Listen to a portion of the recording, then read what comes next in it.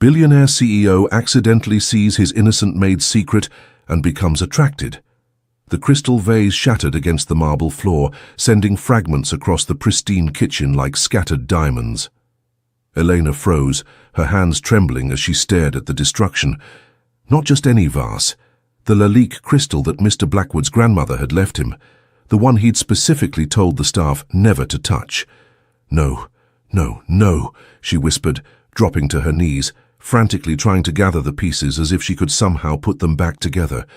Blood welled on her palm where a shard cut deep, but she barely noticed.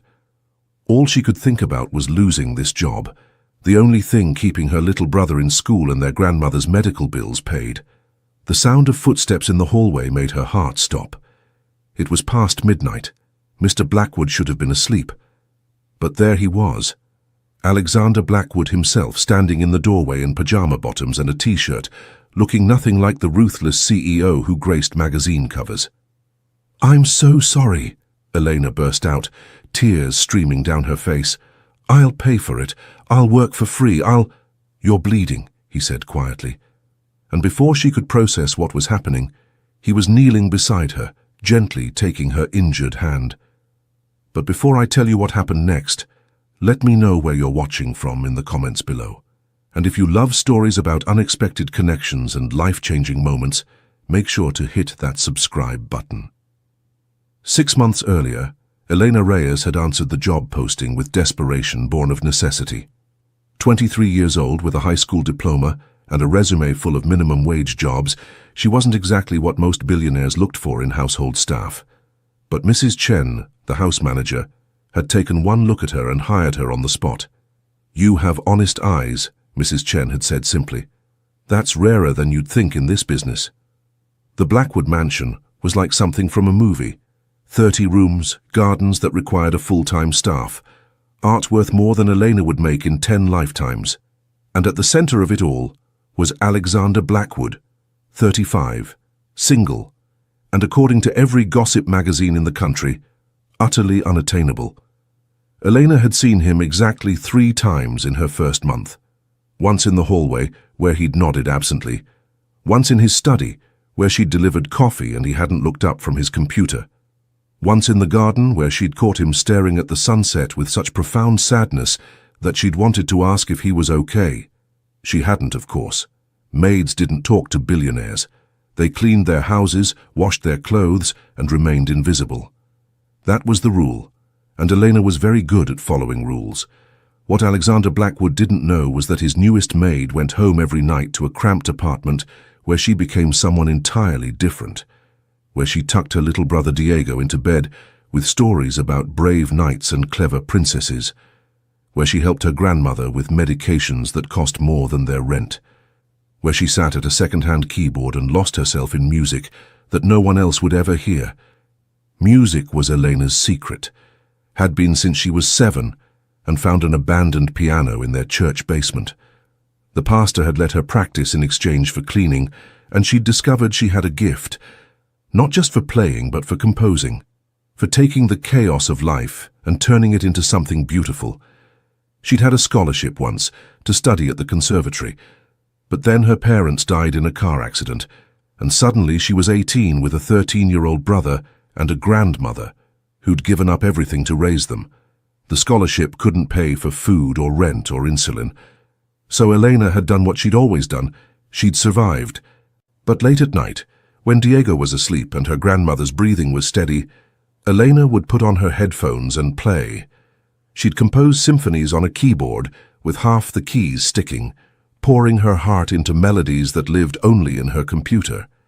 It was her escape, her joy, her secret self that had nothing to do with being invisible or being poor or being practical. The night of the broken vase changed everything. Alexander had been having his usual insomnia, wandering his empty mansion like a ghost. He'd built this life through sheer force of will, turning his father's failing company into a global empire. But success, he'd learned, was a cold bedfellow. At 35, he had everything and nothing.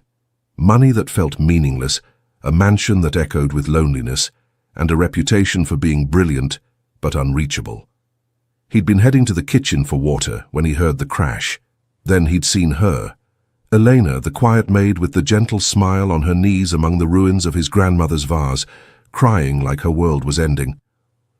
"Let me see," he said, taking her hand carefully. The cut was deep, but clean. "We need to clean this." "The vase," Elena whispered. "I'm so sorry. I know it was precious to you." Alexander looked at the shattered crystal, then at the young woman who was shaking with fear. "It's just a thing," he said, surprising himself with how much he meant it. "Things can be replaced, people can't." He led her to the bathroom, found the first aid kit, and carefully cleaned and bandaged her hand. Eleanor watched in stunned silence as one of the richest men in the world tended to her injury with surprising gentleness. "Why were you here so late?" he asked as he worked. I take extra shifts when I can," Elena admitted. "Mrs. Chen doesn't mind, and I need—" She stopped, embarrassed. "You need the money," Alexander finished. It wasn't a question. He'd grown up poor himself, before his father's invention had changed their lives. He recognized the look of someone working themselves to exhaustion just to survive. "My brother's school fees are due," Eleanor said quietly, "and my grandmother's medications. I'm sorry. You don't need to hear this. How old is your brother?" 13. He's brilliant. Wants to be an engineer." Pride crept into her voice. "He's got a full scholarship for high school, but there are still books and uniforms and you're paying for all of it," Alexander said, securing the bandage. "What about your parents?" "They died 5 years ago." The simple statement hung between them. Alexander looked at her properly for the first time. Really looked. She was beautiful in an understated way, with dark hair pulled back severely, and brown eyes that held depths of strength and sorrow. But more than that, there was something about her that felt real. In his world of pretense and power plays, she was startlingly genuine. "I should go," Eleanor said, standing quickly. "I'll leave my information for the vase. I can pay in installments." "You'll do no such thing," Alexander interrupted. "It was an accident, and frankly, I never liked that vase. Too ostentatious." Elena stared at him. "But you said it was your grandmother's." "She had terrible taste," Alexander said with a small smile. "I kept it out of guilt, not love. You've done me a favor." It was a lie, and they both knew it. But Elena saw something in his eyes, a kindness she hadn't expected from a man known for hostile takeovers and ruthless negotiations. "Thank you," she whispered. "Elena," he said as she turned to leave. She froze, surprised he knew her name. "No more late nights alone. If you need extra hours, work during the day when others are here. It's safer." She nodded and fled, her bandaged hand throbbing in time with her racing heart. Alexander stood in his kitchen for a long time after she left, staring at the blood-stained crystal on the floor. He'd had 100 employees over the years, but none had ever apologized with such genuine distress. None had ever made him want to know their story. He should have left it at that. Should have gone back to bed and forgotten about the pretty maid with the injured hand and the weight of the world on her shoulders. But Alexander Blackwood hadn't built an empire by ignoring his instincts, and his instincts were telling him there was more to Elena Reyes than met the eye. The next day, he did something he'd never done before. He asked Mrs. Chen about a member of the household staff. "Elena? She's wonderful," Mrs. Chen said, clearly surprised by his interest. "Never complains, always on time, treats this house like it's her own." "Why do you ask?"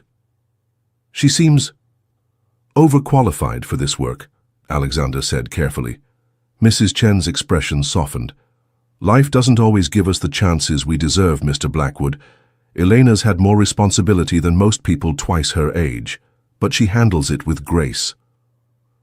That evening, Alexander found himself in his study, unable to concentrate on the merger documents that needed his attention. Instead, he kept thinking about Elena's eyes when she'd talked about her brother. The pride mixed with exhaustion. The way she'd tried to gather the broken pieces like she could fix everything through sheer determination. He made a decision that would have shocked his board of directors. He called his head of HR. "I want you to create a scholarship program," he said, "for employees' families, full coverage for educational expenses. That's generous, sir. Any particular reason? Good business, Alexander said curtly. Happy employees are productive employees. But as he hung up, he knew it wasn't about business at all. Elena heard about the scholarship program a week later, along with the rest of the staff. Mrs. Chen made the announcement at the monthly meeting, and Elena felt her knees go weak. Full coverage for employees' families, Diego's books, uniforms, everything, covered. She excused herself to the bathroom and cried tears of relief so intense they made her shake. For the first time in 5 years, she could breathe. She could stop taking extra shifts. She could maybe even save a little for her grandmother's care. "It's like a miracle," she told her grandmother that night. "I can't believe Mr. Blackwood would do something like this." Her grandmother, wise from 8 decades of living, smiled knowingly. Perhaps someone reminded him that money is only valuable when it helps people.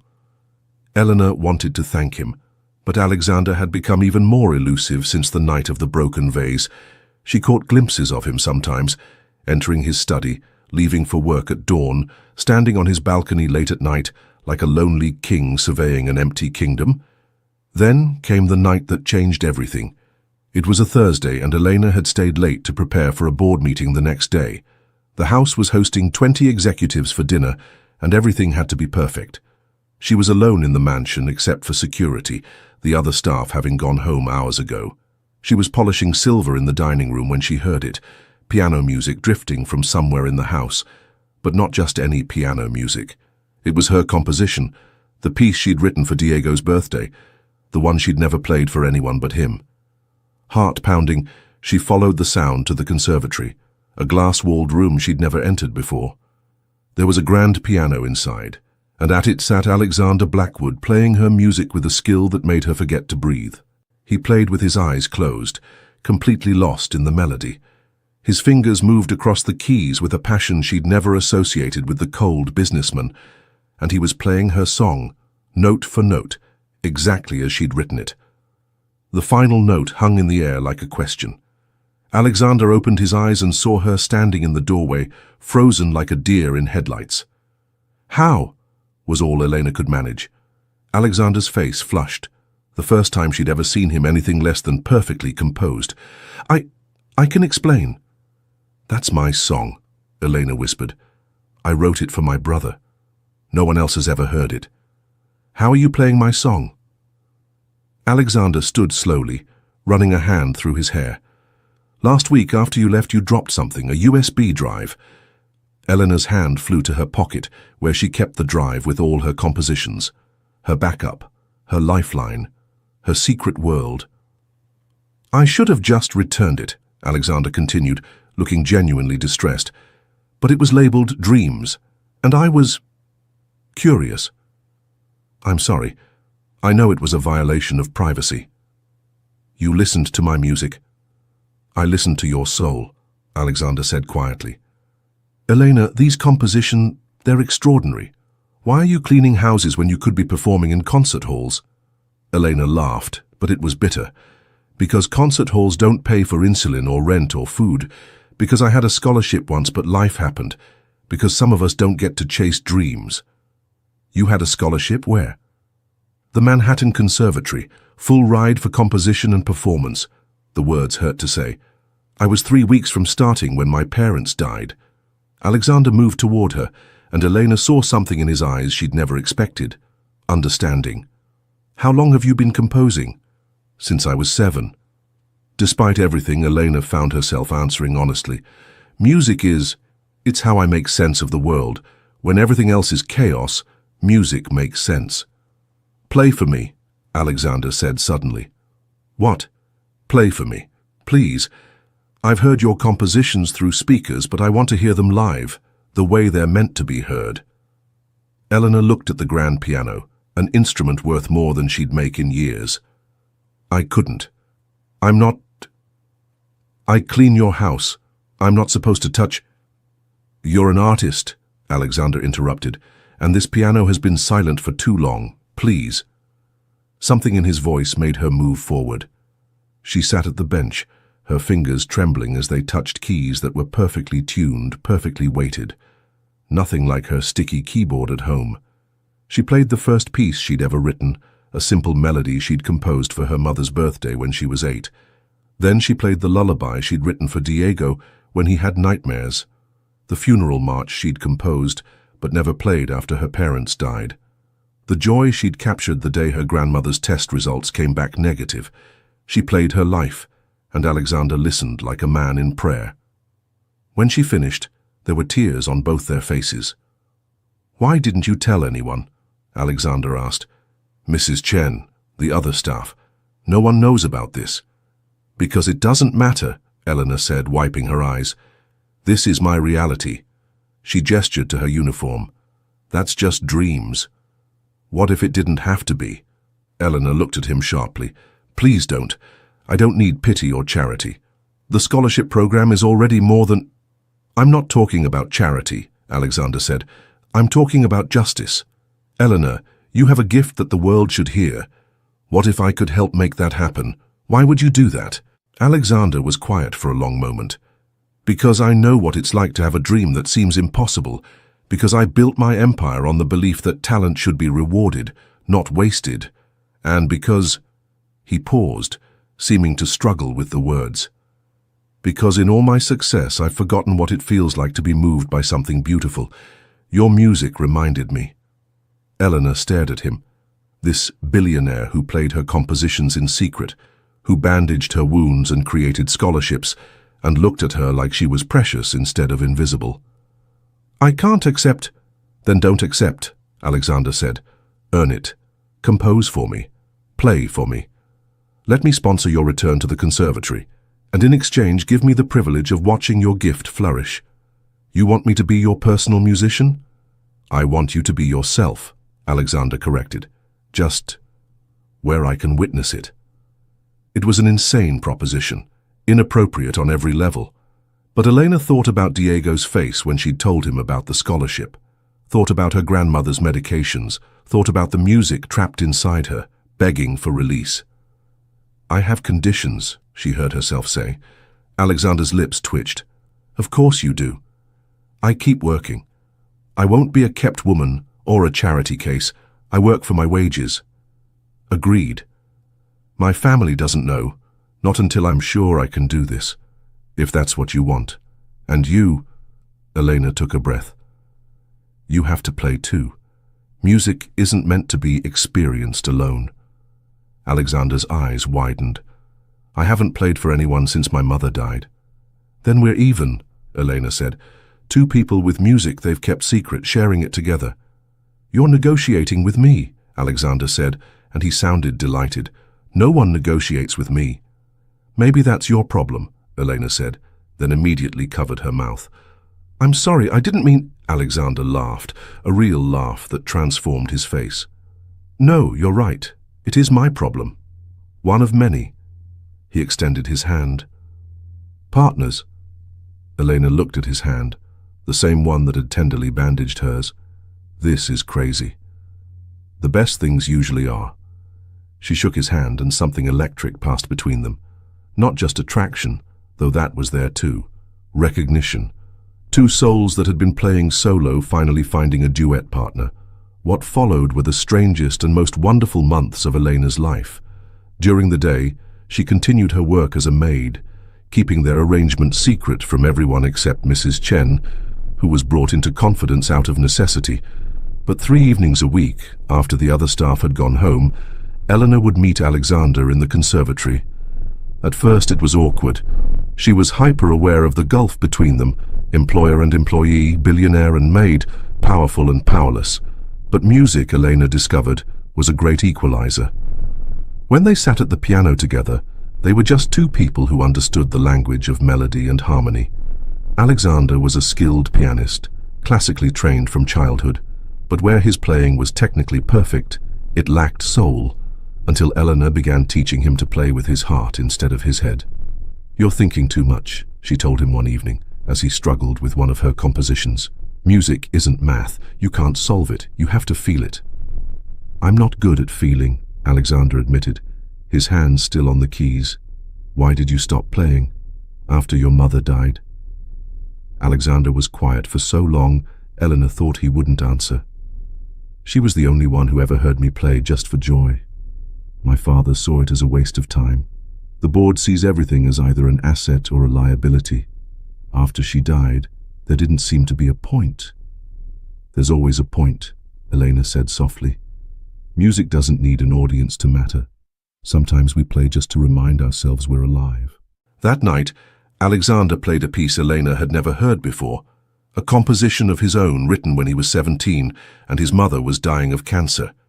It was raw and painful and beautiful, and when he finished, Elena was crying. "I've never played that for anyone," he said quietly. "Thank you for trusting me with it," Elena whispered. Their sessions became about more than music. They talked as they played, sharing pieces of themselves along with melodies. Elena learned that Alexander's ruthless business persona was armor, protecting a man who'd learned early that showing weakness invited attack. Alexander discovered that Elena's quiet strength came from surviving losses that would have broken most people. "Do you ever regret it?" Alexander asked one night. "Giving up your scholarship?" "How can I regret choosing my family?" Elena replied. "But do I wonder what might have been? Every day." "You'll go back," Alexander said with such certainty it made her chest tight. "I'll make sure of it." "You can't fix everything with money," Elena said gently. "No," Alexander agreed, "but I can remove the obstacles that money creates. The rest, the talent, the passion, the dedication, that's all you." Slowly, Elena began to believe it might be possible. Alexander had connections at the conservatory, and they were willing to accept her delayed enrollment. With the salary from her job and Alexander's sponsorship, she could afford to study part-time while still supporting her family. But as the weeks passed, another complication arose. One neither of them had anticipated. They were falling in love. It happened gradually, in moments between notes, the way Alexander's face lit up when he mastered a difficult passage. How Elena unconsciously leaned into him when they played duets, the lingering glances, the accidental touches that became less accidental over time. Elena tried to ignore it.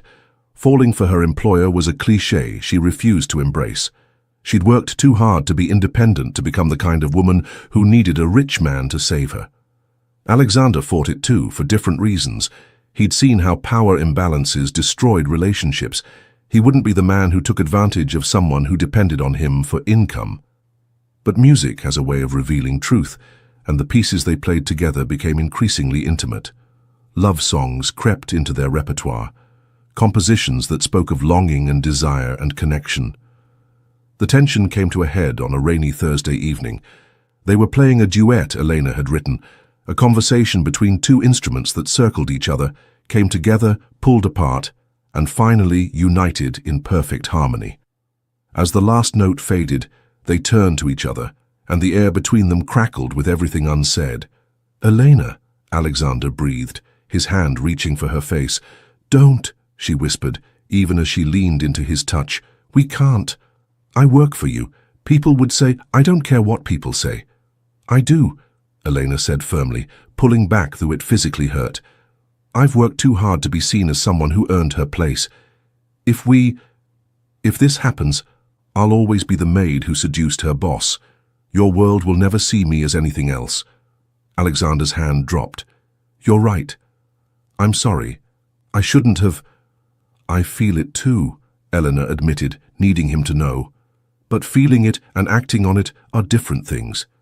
At least for now." "For now?" Alexander asked, hope creeping into his voice. "Until I'm not your employee, until I'm at the conservatory and standing on my own feet. Then," Elena managed a small smile, "then ask me again." Alexander nodded slowly. "I can wait. You're worth waiting for." They returned to the piano, but everything had changed. The music they made was charged with promise and restraint, desire carefully controlled but never denied. 2 weeks later, Elena's acceptance to the conservatory arrived. She was starting in the fall with a modified schedule that would allow her to work part-time and attend classes. It was everything she'd dreamed of, 5 years delayed but not destroyed. She found Alexander in his study that evening, staring out at the city lights. "I got in," she said simply. He turned, and the joy on his face took her breath away. "Of course you did. They'd be fools not to accept you." "This is really happening," Eleanor said wonderingly. "I'm going to study music. I'm going to compose. You're going to change the world," Alexander finished, one beautiful song at a time. They stood there, feet apart but hearts connected, both knowing that everything was about to change. "I'll need to give notice," Elena said. "Find a replacement." "Already taken care of," Alexander said. "Mrs. Chen has been interviewing candidates. She knows you're meant for bigger things." "You told her?" "She figured it out. Something about the way I smiled after our sessions." Alexander's expression grew serious. "Eleanor, I need you to know something. What I feel for you has nothing to do with your music. That's your gift to the world. What I feel is about you. Your strength, your kindness, your terrible jokes about composers."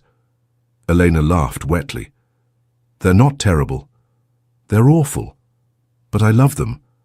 I love—" He stopped himself. "Sorry, I promised to wait." 2 more weeks, Elena said. 2 weeks until I'm officially no longer your employee." "I'm counting the days," Alexander admitted. Those 2 weeks passed in a blur of preparations. Elena trained her replacement, a young woman named Rosa, who reminded her of herself, hard-working and desperate for a chance. She registered for classes, bought textbooks with money she'd saved, and tried not to think about how her life was about to split wide open. Her last day as Alexander's maid was a Friday. The house felt different as she moved through it one final time, no longer as an employee, but as someone saying goodbye to a chapter of her life. She found Alexander in the conservatory, sitting at the piano but not playing. "I have something for you," he said, pulling out a wrapped package.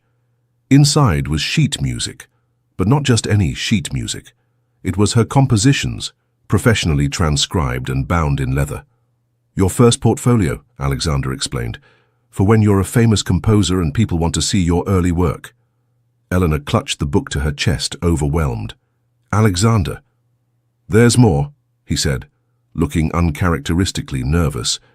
He pulled out a second package, smaller this time. "This one comes with a question." Inside was a simple silver necklace with a single charm, a piano key. "Elena Reyes," Alexander said formally, "would you go on a date with me? A real date where I pick you up at your door and we go somewhere public and I try to impress you with my knowledge of music history." "Your knowledge of music history is terrible," Elena said through tears. "I know, that's why I need a tutor." He stepped closer. "Say yes, Elena. Say yes to dinner and to music and to whatever this is between us." "Yes," Elena breathed. "Yes to all of it." Alexander kissed her then, there in the conservatory where their story had truly begun. It was a kiss full of promise and patience, passion finally allowed to bloom after months of careful tending. When they broke apart, Elena laughed shakily. "I can't believe this is real."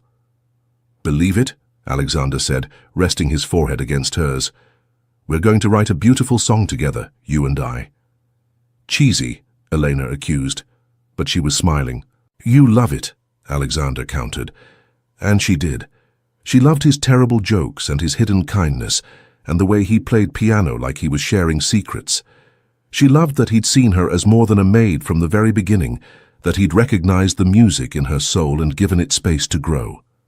Their first official date was dinner at a small Italian restaurant, the kind of place where the owner knew everyone's name and the pasta was made fresh daily. Alexander was nervous, which Eleanor found endearing. "I haven't done this in a long time," he admitted over appetizers. "Dated, I mean. I'm probably terrible at it." "You're doing fine," Elena assured him. "Though you could stop glaring at the waiter every time he refills my water. He's hovering. He's doing his job. You know, the one I used to do?" Alexander winced. "Sorry, I'm not usually the jealous type." "Liar," Eleanor said affectionately.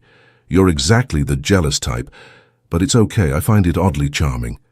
They talked for hours, no longer employer and employee, but two people discovering each other anew. Alexander told her about his plans to expand the employee scholarship program. Elena shared her dreams of composing for films, of creating music that told stories. "I want to help," Alexander said. Not with money, I know you won't accept that. But with connections. I know people in the industry. One step at a time, Elena said. Let me get through my first semester first. Fair enough. But Elena, I'm going to be your biggest cheerleader. Front row at every recital, buying every piece of sheet music you publish. I'm going to be insufferable. I'm counting on it, Elena said, taking his hand across the table. The gossip started immediately, of course. Former maid dating billionaire boss. It was exactly the kind of story the tabloids loved. But Elena had underestimated both Alexander's influence and her own strength. When a particularly nasty article came out suggesting she'd been sleeping her way to success, Alexander wanted to sue. Elena stopped him. Let them talk, she said calmly. I know the truth, you know the truth, the people who matter know the truth. The rest is just noise. Her first day at the conservatory was terrifying and exhilarating in equal measure. She was older than most of the students, rusty from years away from formal training. But when she sat at the piano for her placement exam and played one of her original compositions, she saw the professors exchange glances of surprise and interest. She belonged here, had always belonged here. It had just taken a broken vase and a billionaire with insomnia to get her back on track. Alexander was true to his word. He was at every recital, every student showcase. He sat in the back trying to be inconspicuous, which was impossible for a man of his presence. But Elena loved knowing he was there, her anchor in a sea of new experiences. Their relationship deepened as Elena grew into her new life. She kept her apartment, needing the independence, but spent most nights at Alexander's mansion, no longer as a maid, but as the woman who'd taught him to play with his heart. I love you, he told her one night, as they played a duet they'd composed together. I've loved you since you tried to pay for my grandmother's vase in installments. I love you too, Elena replied. I've loved you since you bandaged my hand like I was something precious. You are precious, Alexander said fiercely, the most precious thing in my life. They were an unlikely pair, the billionaire and the former maid, the CEO and the composer. But in the conservatory at the piano they were simply Alexander and Elena, two souls who'd found their harmony. A year later, Elena's first major composition was performed by the City Symphony. She sat in the audience, clutching Alexander's hand, as musicians brought her music to life on a scale she'd never imagined. That's your song, Alexander whispered as the orchestra played. Your heart, your soul, your story. Our story, Elena corrected. I couldn't have done this without you. You could have, Alexander said firmly. It might have taken longer, been harder, but you would have found a way. You're the strongest person I know. After the performance, as people congratulated her and spoke of her promising future, Eleanor thought about the journey that had brought her here, the broken vase that had started it all, the late nights cleaning houses to survive, the music she'd kept secret for so long. No regrets? Alexander asked, reading her mood as he always did. None, Elena said honestly. Every step led me here, led me to you. Later that night, in the conservatory where their love had bloomed alongside their music, Alexander got down on one knee. Elena Reyes, he said, holding out a ring that was elegant in its simplicity. Will you marry me? Will you be my partner in music and in life? Will you help me fill this empty house with love and laughter and probably way too many pianos? Yes, Eleanor said, laughing and crying simultaneously. Yes to all of it, but especially to the too many pianos. They were married 6 months later, in a small ceremony in the conservatory. Elena wore her mother's wedding dress, altered to fit. Alexander played a piece he'd composed just for her as she walked down the aisle. There wasn't a dry eye in the house. Diego, now 18, and headed to MIT on a full scholarship, walked his sister down the aisle. You did it, Elena, he whispered. You saved us all. We saved each other, Eleanor corrected, thinking of all the people who'd helped along the way. Their wedding made headlines, of course, from Maid to Millionaire, a modern fairy tale. But those who really knew them understood it was more than that. It was a story about two people who'd found each other at exactly the right moment, who'd helped each other heal and grow and become who they were meant to be. Elena continued her studies, graduating with honors and immediately beginning work on her first symphony.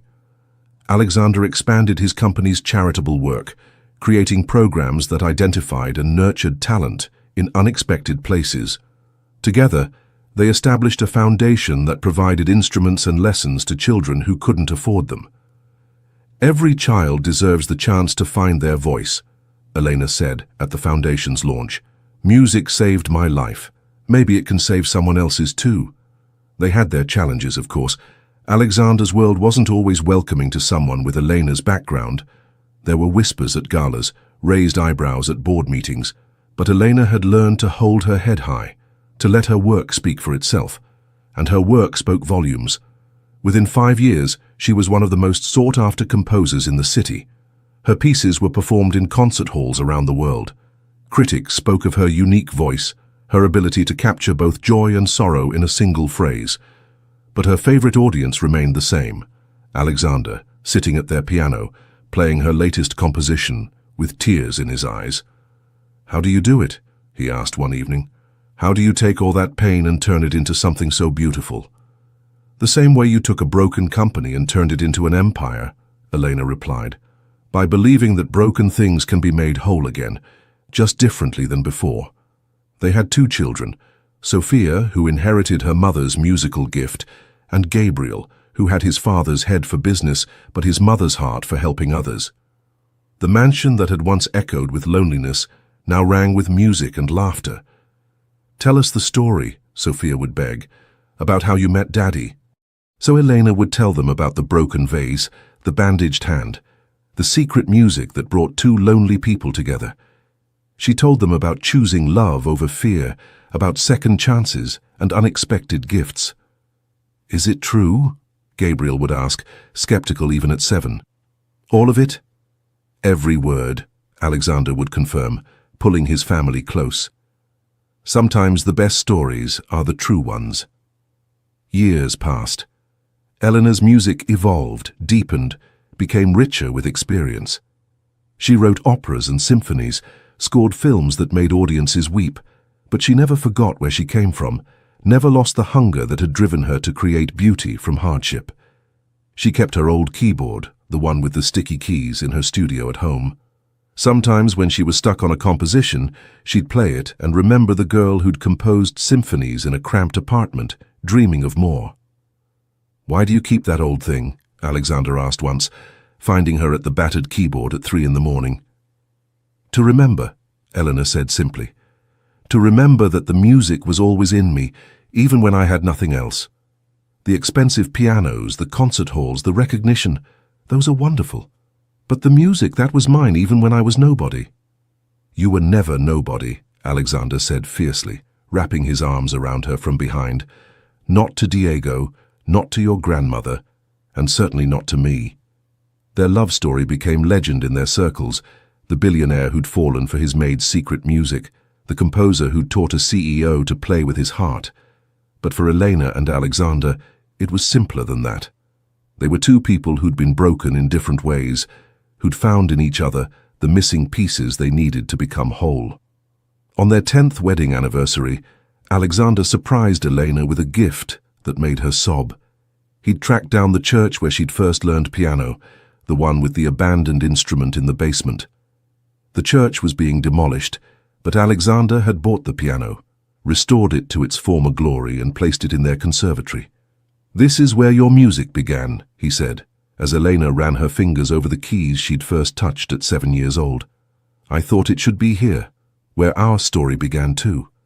Elena played the first song she'd ever learned on those keys, a simple hymn that had opened the door to everything that followed. Then she played the composition she'd written that morning, a complex piece that would premiere with the London Symphony next season. "Same soul," Alexander said softly, "just with more tools to express it." "Same love," Elena replied, "just with more years to deepen it." They sat together on the bench, playing a duet they'd composed for their children, a piece about finding your way home, even when you didn't know you were lost. Outside the conservatory windows, New York glittered with its million lights and million stories. But inside, there was only music and love and the quiet miracle of 2 people who'd saved each other. "Do you ever think about what would have happened if I hadn't broken that vase?" Eleanor asked as they played. "You would have found another way to music," Alexander said confidently, "and I would have found another way to you. Some things are meant to be, Elena. We just got lucky that the universe gave us such a dramatic beginning." "Dramatic beginnings make the best stories," Eleanor agreed, leaning into him as their hands danced across the keys together. "Our story's not over," Alexander reminded her. "We're just getting to the good part."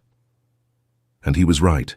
Their children grew up surrounded by music and love, understanding that wealth meant nothing without purpose, that talent was a gift to be shared, not hoarded.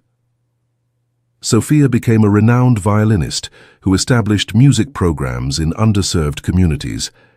Gabriel used his business acumen to create sustainable funding for arts education. Elena's grandmother lived to see her granddaughter perform at Carnegie Hall, tears streaming down her weathered face as the girl she'd raised played for thousands. "Your parents would be so proud," she whispered afterward. "You kept your promise. You took care of everyone." "I had help," Elena said, glancing at Alexander, who was trying to look dignified while openly weeping with pride. Diego became the engineer he dreamed of being, designing concert halls that revolutionized acoustic technology. At the opening of each new venue, Elena would perform and he would say the same thing. "My sister taught me that buildings are just boxes until you fill them with dreams." The foundation Alexander and Elena had started grew into a global initiative, providing instruments and instruction to millions of children. They received letters daily from kids who discovered their calling, from parents grateful for the chance their children had been given, from teachers who finally had the resources they needed. "We did this," Elena would marvel, reading the letters in bed while Alexander worked beside her. "You did this," he would correct. "I just provided the funding. You provided the heart." "We both provided both," Eleanor would insist, and they'd argue lovingly about it until one or both of them got distracted by other activities that required less talking.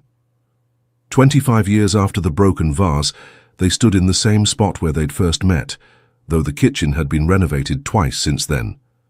Eleanor was holding their first grandchild, Alexander's arms around both of them. "She has your eyes," Alexander said softly, studying the baby's face. "And your stubborn chin," Elena countered. "God help us all." "Tell her the story," Sophia urged, cradling her daughter. "About the vase and the music and everything." So Elena began, as she had so many times before. "Once upon a time, there was a girl who thought she was invisible and a boy who thought he was unreachable. But one night, a crystal vase shattered, and with it, all the walls between them. The baby listened with that intense focus newborns sometimes have, as if absorbing every word into her tiny soul. And maybe she was. Maybe someday she'd tell her own children about their great-grandmother, who'd turned heartbreak into symphonies, about their great-grandfather who'd learned that success meant nothing without someone to share it with. "The end?" Sophia asked when Elena finished. "Never the end," Alexander said, kissing his wife's temple. "Just the beginning of the next movement." That night, after everyone had gone to bed, Elena and Alexander sat at their piano as they did every evening. They played without sheet music, letting their fingers find the melodies that lived in their shared heart. Sometimes they played Elena's compositions, sometimes they played classical pieces, sometimes they just improvised, creating music that existed only in that moment, for only them to hear. "I love you," Alexander said as he did every night. "Thank you for breaking my grandmother's vase." "I love you too," Elena replied as she always did. "Thank you for being there to catch me when I fell." They played until the city grew quiet around them, two souls who'd found their perfect harmony in the most unexpected way. And in the morning they'd wake up and do it all again, choose each other, create beauty together, prove that sometimes the most extraordinary love stories begin with the most ordinary moments. A broken vase, a bandaged hand, a secret song played in an empty room, and two people brave enough to believe that shattered things could be made whole again, not by putting the pieces back together, but by creating something entirely new from the fragments. That was their real secret, the one the tabloids never understood. It wasn't about the billionaire falling for the maid. It wasn't about rags to riches or fairy tale endings. It was about two people who chose to see each other, really see each other, beyond the roles life had assigned them, who chose love over fear, trust over doubt, and music over silence. Every single day, forever. If this story touched your heart, I'd love to hear your thoughts. Where are you watching from? Have you ever had a moment where someone saw your hidden talent or secret self? Share in the comments below. Your story might inspire someone else to take that leap of faith. And if you believe in the power of unexpected love and second chances, don't forget to subscribe for more incredible stories that prove sometimes the most beautiful symphonies come from the most broken instruments. Thank you for joining me today, and remember, we all have music inside us. Sometimes we just need someone to help us find the right key.